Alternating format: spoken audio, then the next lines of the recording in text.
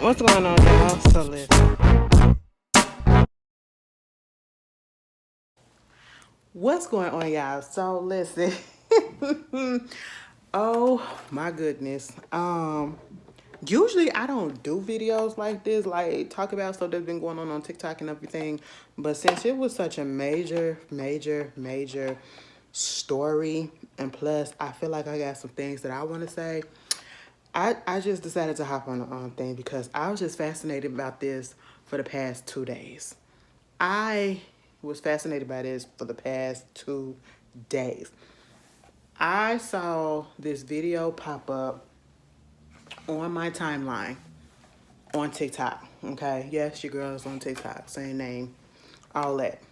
And I was like, oh, okay, but I didn't even look at it because y'all know on TikTok now they got like 10-minute videos. And these days, like, girlfriend, if I'm gonna watch a 10-minute video, I'm gonna go on YouTube, okay? That means that I deliberately pressed on a 10-minute video. TikTok, they don't give you the time unless you scroll through and you realize that, oh, this is over 5 minutes. Girl, I ain't got time for that, okay? And that's just how I am. I have a short attention span these days, okay? I don't feel like holding my phone, looking at it or whatever, because when you're on TikTok, you can't even do nothing else. You gotta look at the video. Girl, so I just scrolled past it after that. I was like, oh, okay, whatever. I seen the title, my husband, how I married a pathological liar and all that stuff. Then I seen the video on Twitter. Somebody had posted a video on Twitter and she was just explaining one part. They posted one part of it on Twitter and they was just going off like, oh my God, you guys, look at this. And so I just paid no mind for a second, but then it just started circulating and then curiosity killed the freaking cat. Okay. And then I realized that this story or series or chapter book had 50 chapters to it, okay? And I mean, it had an introduction and an epilogue at the end, okay? And I was just like, wow, girlfriend, what's going on? Am I really about to sit here and listen to this whole thing? Yes, I am. I put this thing on my TV because I had TikTok on my TV. I put it on my TV so that I can do whatever that I need to do, put the phone down. And wow, it is scary out here. Okay, it is really scary out here, you guys. And basically, what it was about this woman, and I can sum it up in a nutshell.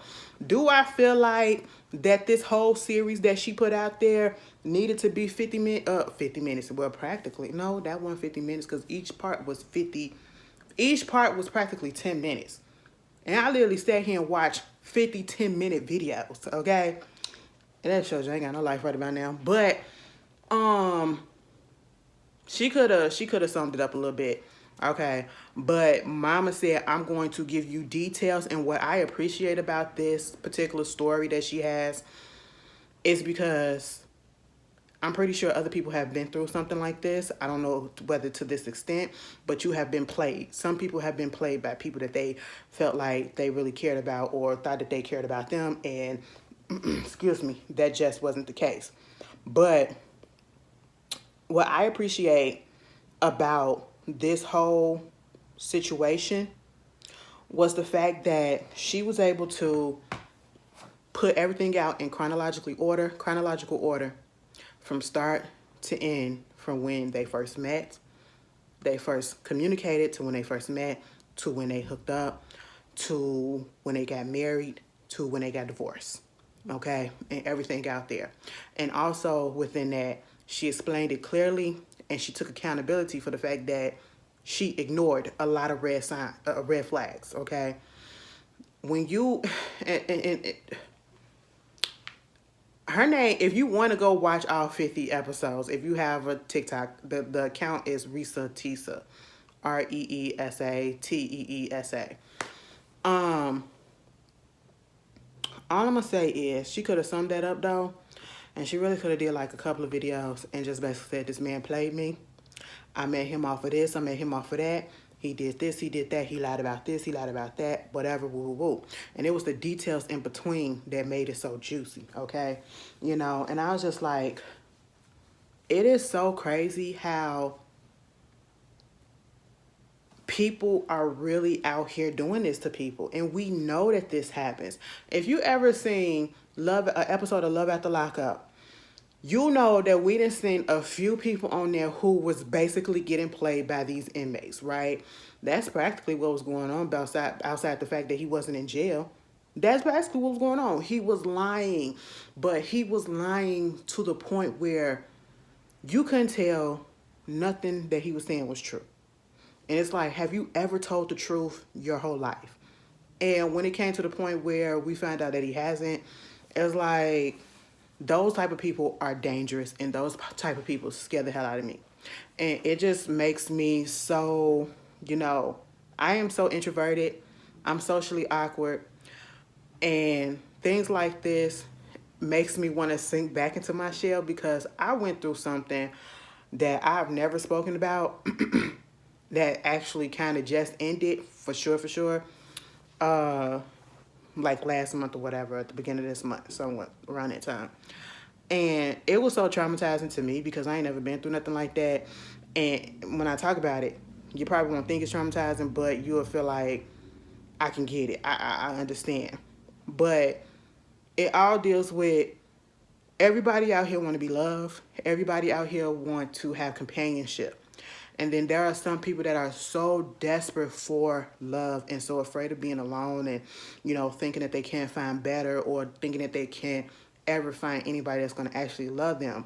Or in this woman's case, she wanted to be married. She said, I wanted it to be my turn. Like I'm seeing everybody else go about things, and when is it they're getting their happiness, they're getting their love, they're getting their, marriage proposal, their babies and all that stuff. When is it going to get my turn? You know what I'm saying? When am I going to be able to walk down that aisle?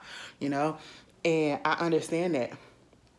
I related to that because I sit here and this is going to be very transparent. I've sat here multiple times and been like, when will I ever find that special person, that woman that's going to come into my life that I feel deeply for and they feel deeply for me unconditionally? It's one of those situations where it's like, you don't care how I look, you don't care about my size, you don't care about my insecurities or whatever, you just want me. That's just what it is. And we're going to work on this thing together. You want to be all up under me. You want to be in my grill sometimes. You want to text me, all that stuff. That's what I want. And that's what it's like, when am I going to get that? Okay? Sometimes you feel that way. Especially when you get older. So therefore, when you get up in age, sometimes you just do dumb things, unfortunately. And I feel like that's what, and it shouldn't be. That's when you're supposed to get smarter, But sometimes, because we're human and, human, we crave that companionship. We crave that intimacy. We want people to just love us for us. Or sometimes people just feel like they're being left behind. Or time is moving past and their life is just being wasted because nobody's out there wanting to, be with them and everything like that. And that's what I got from this. Because that's the only way I can explain it because, girl, first of all, you started off by meeting this person on Facebook Messenger. Red flag out the gate. Okay, Facebook dating.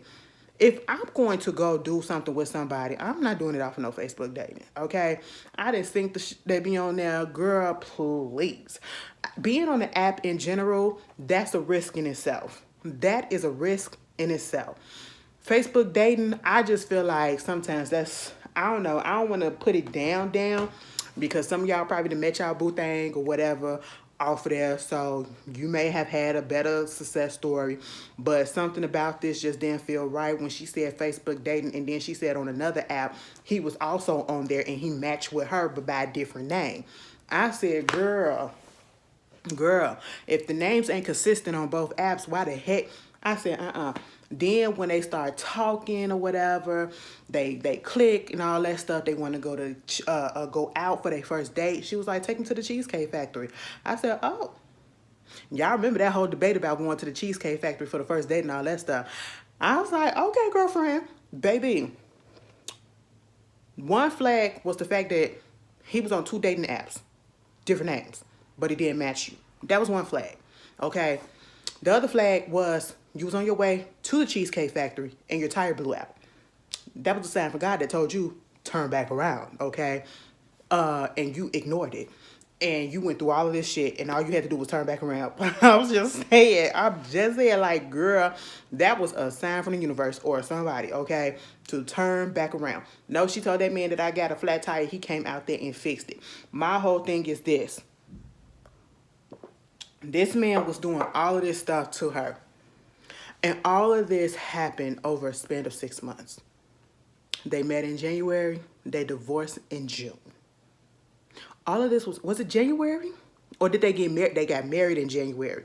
They met previously in 2020. But this was during quarantine, okay? This was right before quarantine came through and they locked us down, right?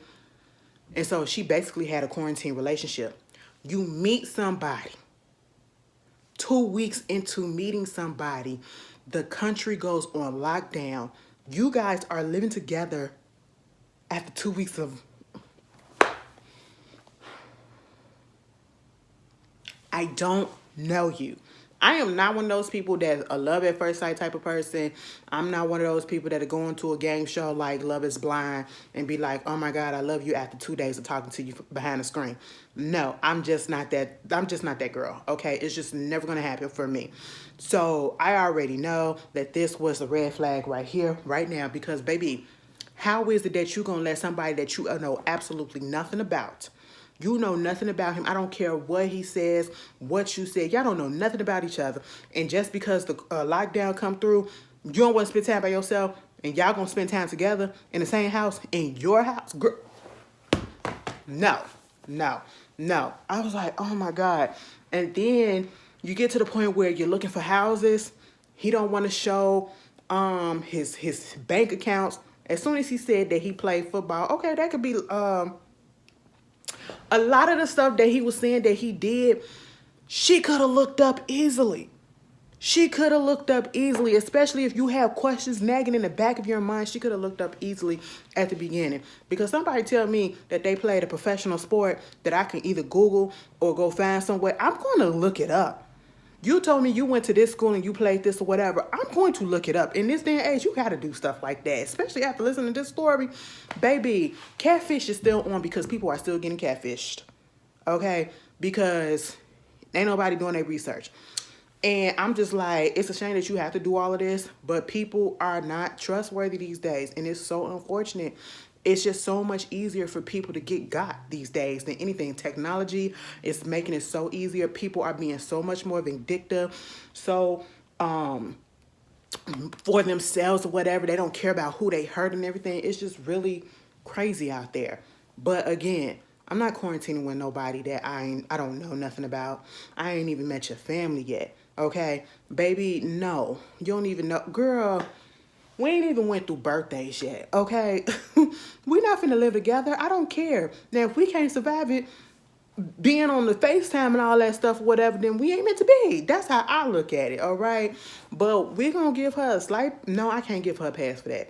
I'm sorry. I cannot give her a pass for that because, baby, I don't care. It's 2 weeks. Y'all can...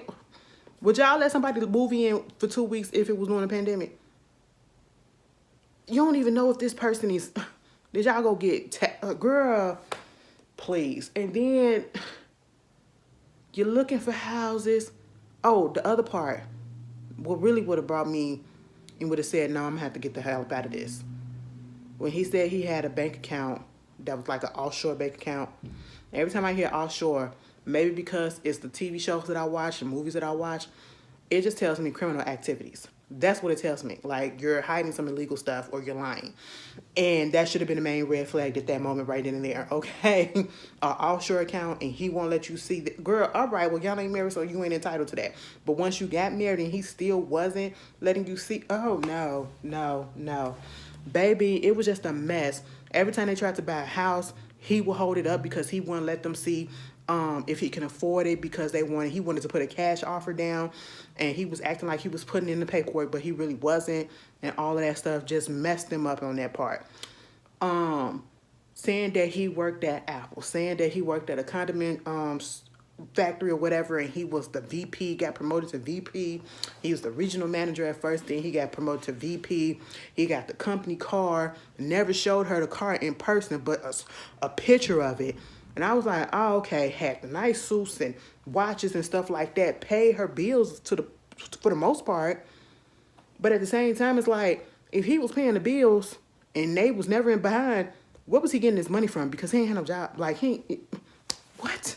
I was so confused about that part. I said, girl, you got blinded by that. And she said, yes, because it comes to a point where when you're so independent and it's just you that's always, and it's not necessarily an independent thing. It's you and you're by yourself and you're the only one that has to take care of all of the responsibilities. You have to pay your rent. You have to pay your phone bill, your car note, your insurance. You have to make sure your utilities are together. You have to make sure all of this is together. And to have somebody else come in and all of a sudden want to take over those responsibilities, you like, hey, do what you got to do. That's what she saw, and she admitted that, so I can give her that, okay? I mean, I probably would have felt some type of way. I mean, if you want to do it, go ahead and do it. I ain't going to ask you how you do it or whatever, but nowadays you got to ask, okay? Because you ain't finna get me embroiled in nothing criminal, okay? But you got that going on. She gets pregnant before they get married. And this was the moment I felt, if you're going to make it from all those other previous red flags at the very beginning, this was the moment where she should have left. And she should have said it's over. And I don't care if it was in the pandemic or whatever. This is the moment where she should have left. She got pregnant. She was so, and I feel like it was the stress of trying to find a house. Plus, she was a little plus size. She kind of like a butterball, a little chunky. She not big like me, but she chunky. You know what I'm saying? You could tell she probably a little shorter than me or whatever. But at the same time, you got that plus the age. So, she was worried if it was going to be a high-risk pregnancy. It was a possibility that it could have been twins or whatever that was going on, but it wasn't. Everything was fine. I really feel like what happened was the result of the stress that she was under with trying to find this house, and he was playing games with her. She wound up having a miscarriage, okay? The baby, she went to the hospital at one point or to the doctor. There was no heartbeat, right, after a couple of months or so. And they was like, either you want the baby to expel itself naturally from your body, or you could take a pill so it can happen that way, or you can do a D&C, okay? She wanted to do it, I think have a pill or whatever. She wound up telling him on his birthday that that's what she was going to do. But then I think she had to go to the hospital to get it out for real, And I feel bad for anybody that had to go through that process to get pregnant and then it no longer there. You have to go through that whole process of, giving birth to a baby that's no longer here. I feel for anybody. That can be traumatizing in itself. That can cause a person to go into depression. You know what I'm saying? And what you would need is somebody that's going to be there and to be attentive to you. Do you know that this man did not even go to the hospital when she was about to get the procedure done? Why? Because he said that he was in a meeting. He had a meeting. You are the fucking VP, allegedly, of a company, and you mean to tell me you couldn't either have somebody else run that meeting for you or reschedule that meeting or have it pushed back until afterwards? I mean, you the VP, right? You got a little bit of power, right? I mean, you ain't the president, but you the VP, right?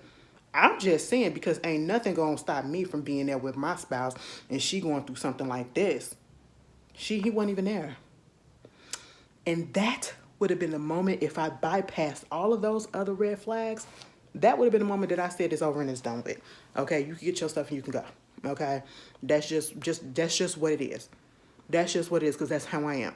Major events in my life, if you are not there, part of it, and there's no real reason for you not to be, we're done. I'm just that type of person, because why? What's the reason? What's the reason? I don't get it. But you do try to take care of her or whatever. But again, I'm just still trying to figure out, How is he paying all these bills? Maybe I missed something. How is he paying the bills if he really didn't have a job like that? And he was getting up in the morning, going to work, getting up at 6, going to work, coming back home around 3, 4:30, whatever, like he's supposed to. Every day. Every day. Playing around with this real estate market, lying about his family members. You have got to be psychotic if you are going to have people play as your brother, play as your cousin, play as your sister, play as your aunt, and they not even realizing that they're a part of a game because this is what you're making up. The people that was in this story were in this story because he put them in there and they had no idea what he was telling them. He had people that he was telling her was his brother, and when she finally talked to the certain person, he said, no, I'm not his brother. He was like a brother. That's what it was. The words mean things. And he didn't even talk to him no more because he owed him money. Other friends or people that he talked to, they kicked him out of his life, okay, out their lives, because he was just a mess. The family didn't want nothing to do with him because they said he's a liar. He's a pathological liar. He's been lying since he was a child, okay? And they just don't understand what's going on. The fact that he lied about his grandmother dying from COVID. Wait a minute. Either, at one point, I thought she said the grandmama died in 2015, but I think they said that she died in 2008 or something like that. But I think he said something about the grandmama dying of COVID and then the granddaddy dying of COVID too or whatever. Oh, no, his mama died in 2008, 2015 or whatever, something like that. He was lying about people's deaths. The part that really irked my soul so bad, because, again, I don't play about death. I went through it. I don't play about death. His ex-wife had a daughter, which I thought he was lying about by the time we got to this. And he said that his stepson had called him and told him that the daughter, they found her dead in her apartment, and it was from the vid. And come to find out, that was a lie. Why would you wish death on somebody like that? I said, oh my God. Oh my God. Mind you, did I tell you that this woman, she worked within law enforcement? Like, she wasn't an officer or whatever, but she worked within it. And I said, ma'am, I would have had to put my job on the line, and we would have had to do all type of background checks. But she did it the right way. She didn't use her job. She eventually paid money to get background checks on his Social Security number, gave her 2 different Social Security numbers. He was, oh my goodness, it was just really a mess to get the marriage license and all that stuff. Girl, it was one of those situations where she didn't want to be embarrassed about having a baby out of wedlock, so I feel like that's why she went on ahead and got married to this man. But she knew that something was off. She knew things wasn't adding up, and she still decided to get married to this man. And then she was like, a week after they got married, or a week or 2 after they got married, things started to change. She found out that he was cheating. He was sexting other women on Facebook Messenger. At one point, she found out that he was on Plenty of Fish, soliciting prostitutes. I already went in on that, and I'm sitting here like, so where are you getting the money from this? And then this is the part that really got me. Did anybody figure out, because I'm thinking it was the STD, STI, whichever one you call it these days.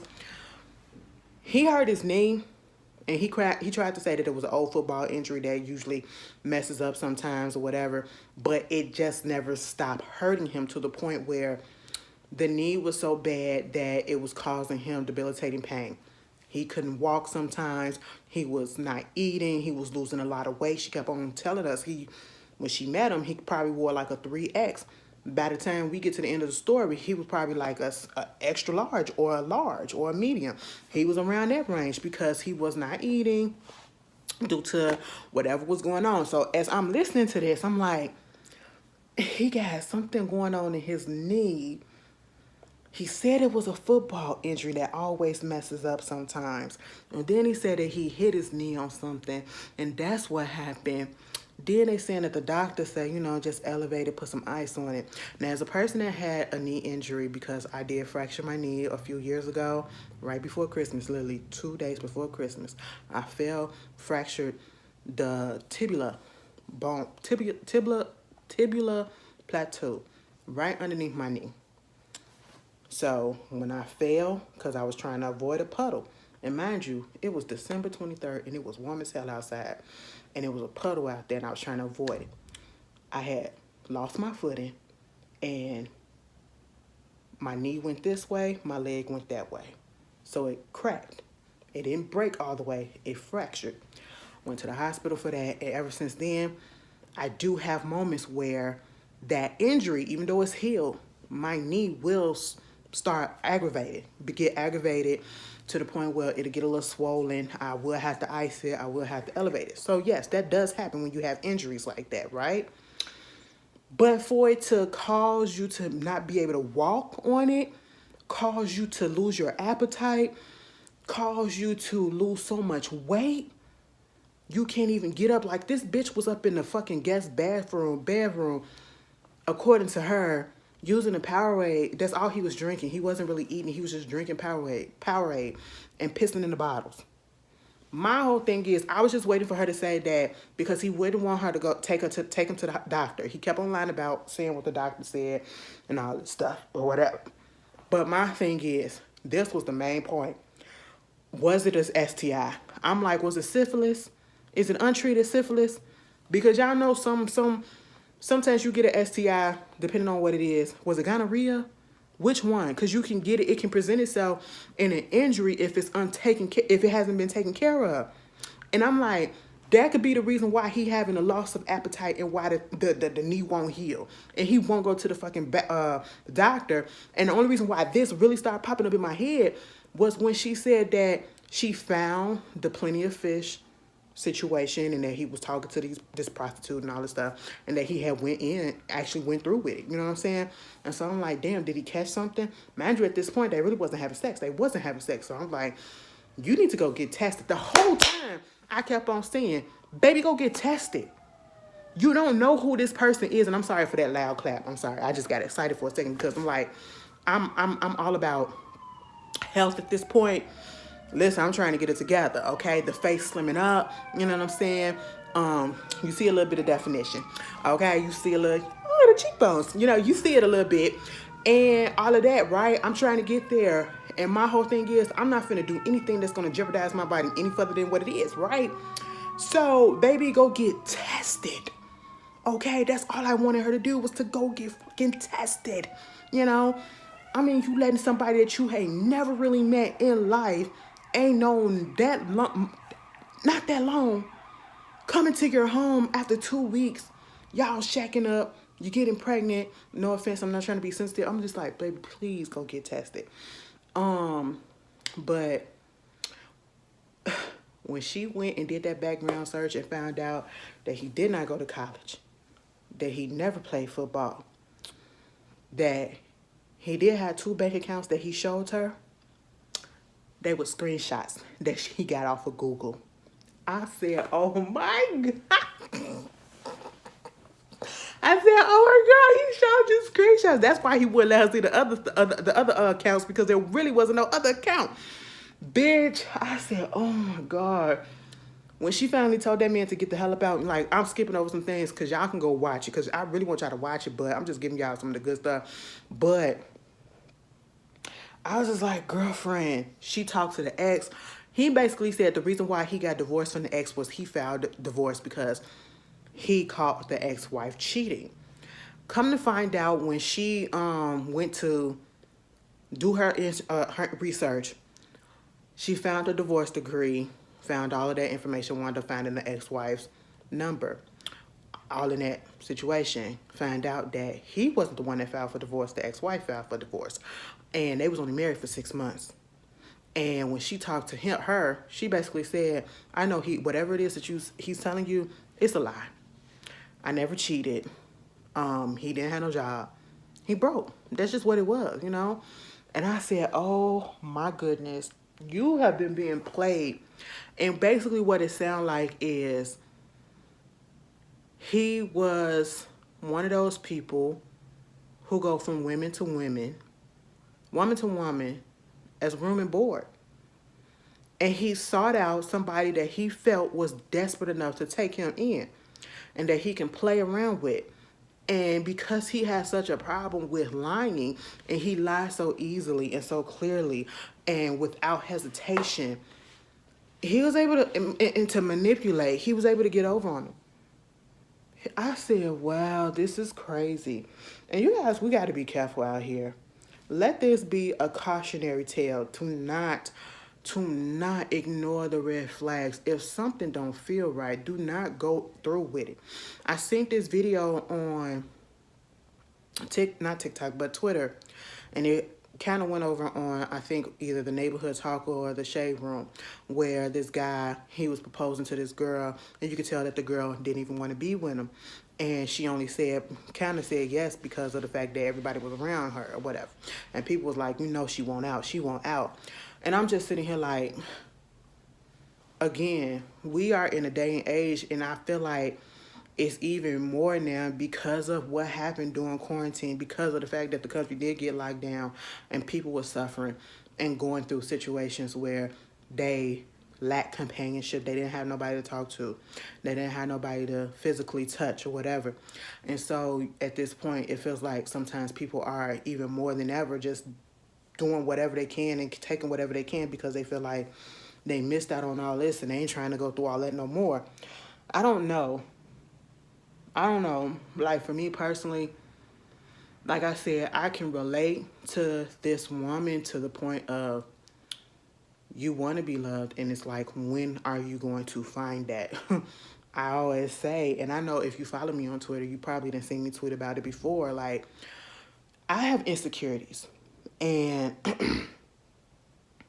one of my main insecurities is my weight.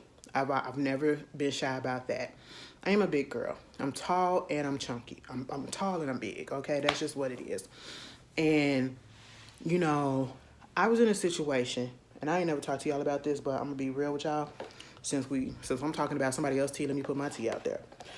I was in a situation off and on for the past 8 years, okay? Where I was with somebody, you could say a relationship, but it was off and on. And it's one of those situations where, as I look back at it now, and when I told you earlier in the video that I literally just put it to rest because I gotta love me more. And I feel like I wasn't loving myself more. I wasn't loving myself, especially a couple of years ago. Like, I'm in this phase of life where, I'm getting older. I want to enjoy myself. I don't want to be in that dark place I was a couple of years ago. And part of the reason why I was in that dark space was because of this relationship or whatever it was. Because I felt that when it first initially happened, wow, somebody that looks like this would want to be with somebody that looked like me. Okay. I was a little hesitant. Then we actually got together. We got to know each other. And then eventually we got together. And everything was cool at the beginning. And it was long distance. Okay. She didn't live here, but she eventually moved here. But then she didn't move to Chicago. She moved to a different city in Chicago, but wasn't so far from Chicago where we couldn't just drive or I hop on an Uber or whatever. And then the whole situation started getting a little funny and fuzzy after that. Because, and this is where, again, when I'm talking about people and their red flags, this is red flags that I myself overlooked, okay? And it's because I probably was so, taken aback that, oh my God, somebody that looked like this actually would want to be with somebody like me, who looked like me. And I'm talking about size-wise and everything. I don't feel like I'm ugly, but I don't feel like I'm the best looking. You know what I'm saying?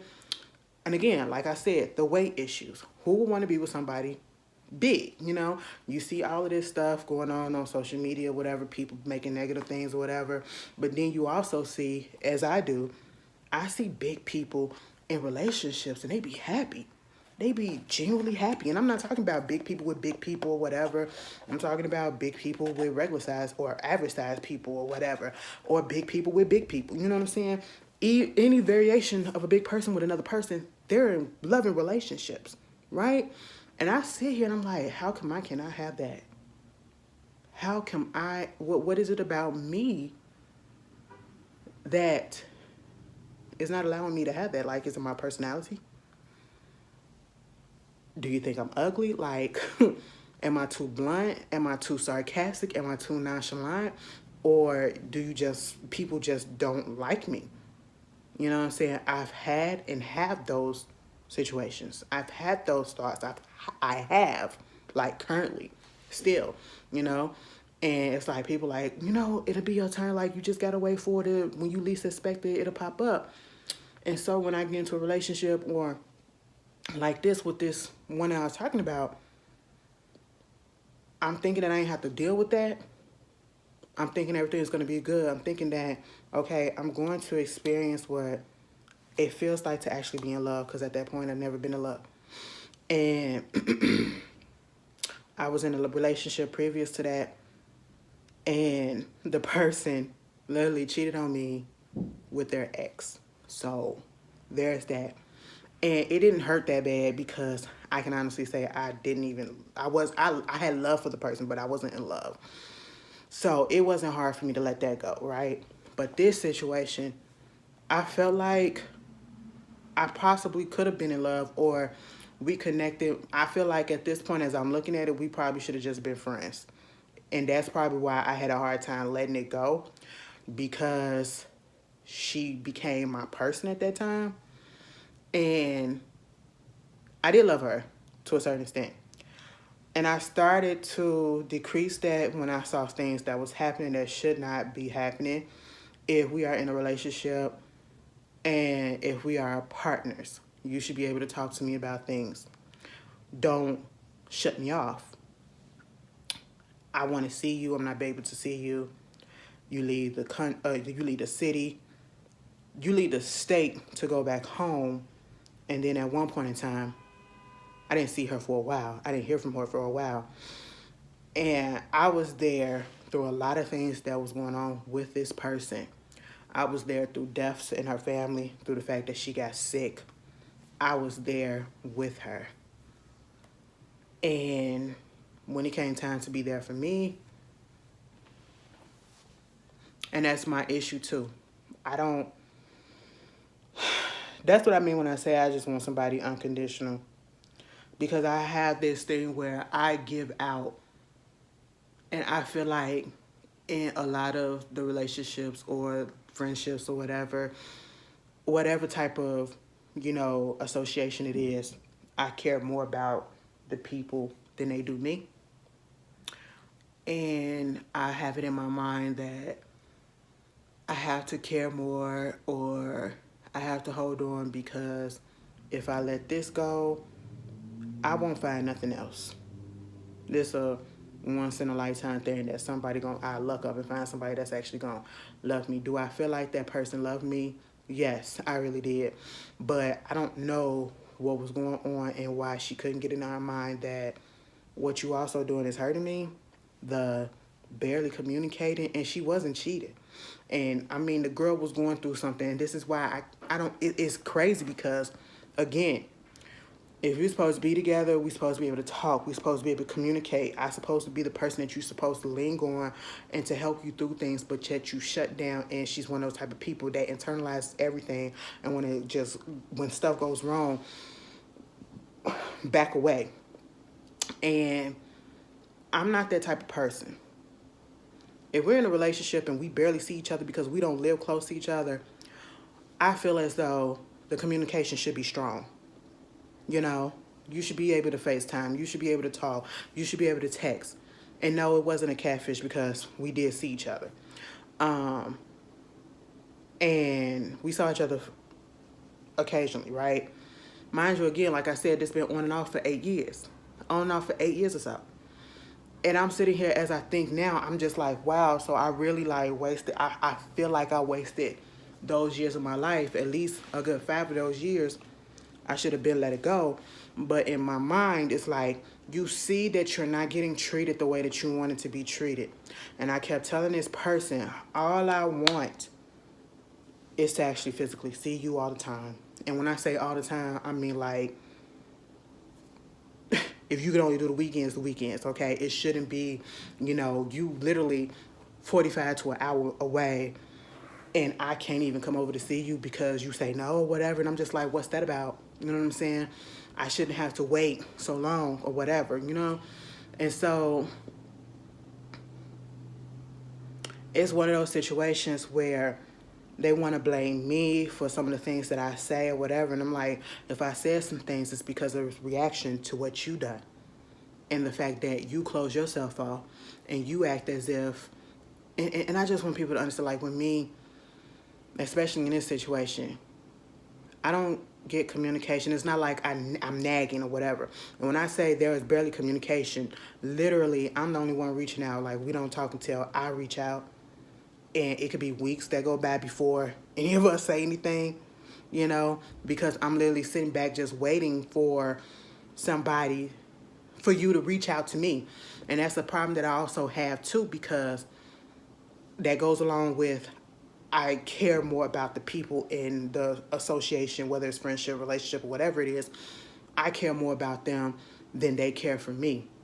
I'm always reaching out to them first to initiate a conversation or whatever. And it's not always the other way around.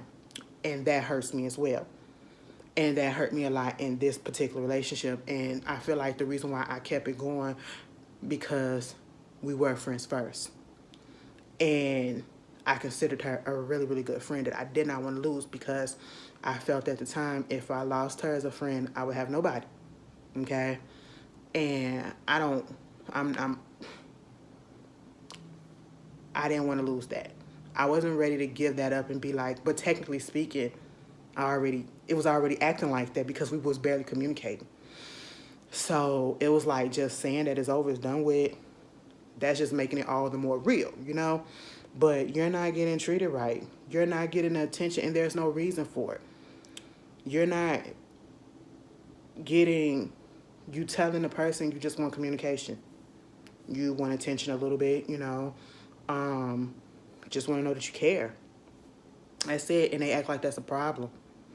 And they say, okay, well, I'll work on it. And every time you do that, you don't work on it. And no, it wasn't a situation, because I know somebody going to say, well, you keep on sitting. No, it's not a nagging situation. I'm telling you, we were arguing more than we were actually in a good place. We'll be in a good place for like a week, and then next thing you know, something will pop off really, really small that'll go so big. And the main reason why we had a lot of arguments is because of the fact that she was supposed to have been moved here and she never came. And when I say moved here, I mean in Chicago. You only an hour away, but you were supposed to move to the city. That's what we talked about. Never happened. And I'm going to give y'all a tad bit of inside information. This place, we were supposed to be in this place together. Never happened. And when I tell you that crushed me, like, that hurt my feelings so bad. And it made me feel like worthless. Because I'm like, again, what is it about me that I can't find somebody that genuinely wants to be with me? And when I say that, don't just tell me that, but your actions shows it. You don't want nothing from me. You're not using me for anything, but you just want me to be in your presence. You want me to talk to you. You want me to be around you. You want me to love upon you, and you want to love upon me. You know what I'm saying? And mind you, this was after you tried to convince me for so many years for us to move in. And now when I'm ready for us to move in, you don't want to do it. And it's a lot deeper that I'm not going to put out there, because I'm pretty sure she's probably going to watch it. And at this point, I don't care. But that hurt. Because, again, it played on the insecurities that I have about feeling worthless to people, feeling as if I'm not deserving of love because for some reason I guess I'm not deserving of love because people don't I don't seem to find somebody that actually loved me genuinely the way that I would want. And at this point I have to debate, and I've been debating with myself, like, was I ever in love with this person, or was I in love with the fact of that I had a person in my life? And thinking I'm thinking that that's what it was. And it's one of those situations again where, you know, you're supposed to let go a long time ago, but you kept on holding on because you felt like this is the one and only time that you will ever find somebody that actually want to be with you. And they didn't really want to be with you like that. So it's a lot. And then you're getting older. And it's like, I'm not trying to settle. I want to be happy. I don't want to be in a situation where I'm not happy with the person that I'm with, that I got to question and I got to think in my mind whether or not you want to be with me, whether or not you really see me for me, you know? And so that's where I can relate to this person about. But baby, sometimes we got to jump up off that goddamn train, y'all. We got to jump up off the train, and we can't we can't settle. We cannot settle. Do not settle. I will say that. What?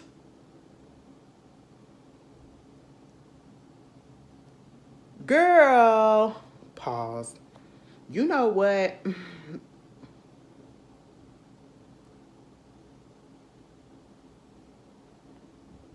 Apple really will come through and snatch up a bill without you even knowing for whatever. Girl, bitch, you better be glad I had money in my account for you to take that. The hell? That's why I'm like, girl, what? Just snatched it. But yeah,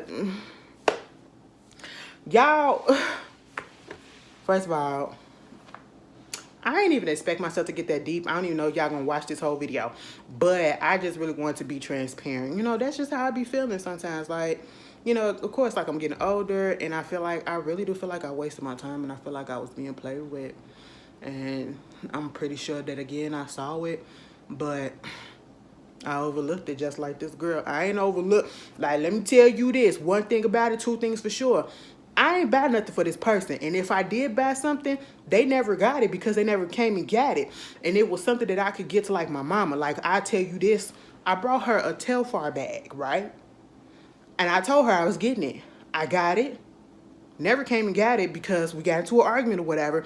And then just never came and got it. I got that shit to my mama, which I should have did in the first place. Okay? You know, and that's the thing. Like, I shouldn't be, and you want to know what was the nail in the coffin for me with this person? And I can never forgive. I won't say I can never forgive, but again, when I say that people care, I care more about people than they care about me. When the stuff happened with my parents, she was somewhat there when my mama got sick, but we still was. But when my father passed away, regardless of how I felt, I have never dealt with a death like that. And regardless of what I was showing you guys on this camera, it really was how I was feeling. But also, I was sitting here just trying to figure things out. Like, really figure things out. Like, trying to figure out my emotions, trying to understand how come I don't feel like I think I'm supposed to feel, or what am I supposed to do in this situation? I told this person my father died.